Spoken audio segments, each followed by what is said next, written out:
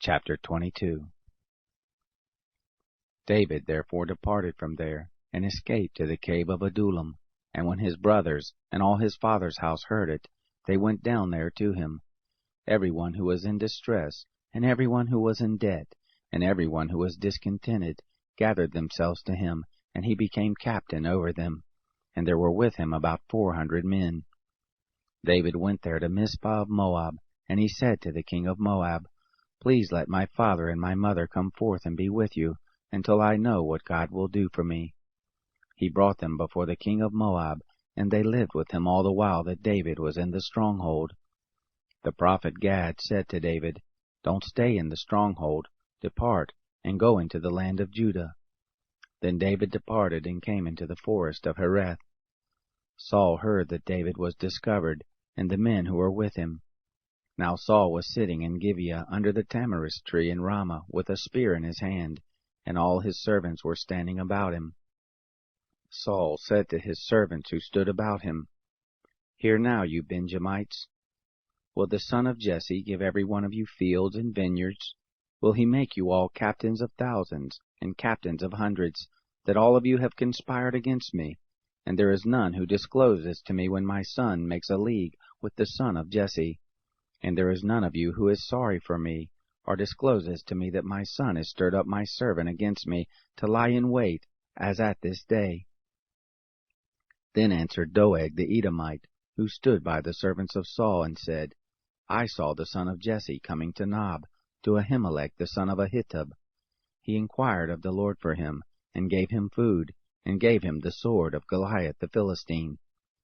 Then the king sent to call Ahimelech the priest, the son of Ahitub, and all his father's house, the priests who were in Nob, and they all came to the king. Saul said, Hear now, you son of Ahitub. He answered, Here I am, Lord.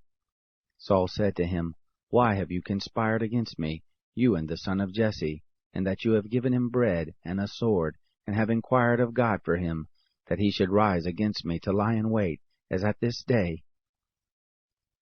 Then Ahimelech answered the king and said, Who among all your servants is so faithful as David, who is the king's son-in-law, and is taken into your counsel, and is honorable in your house?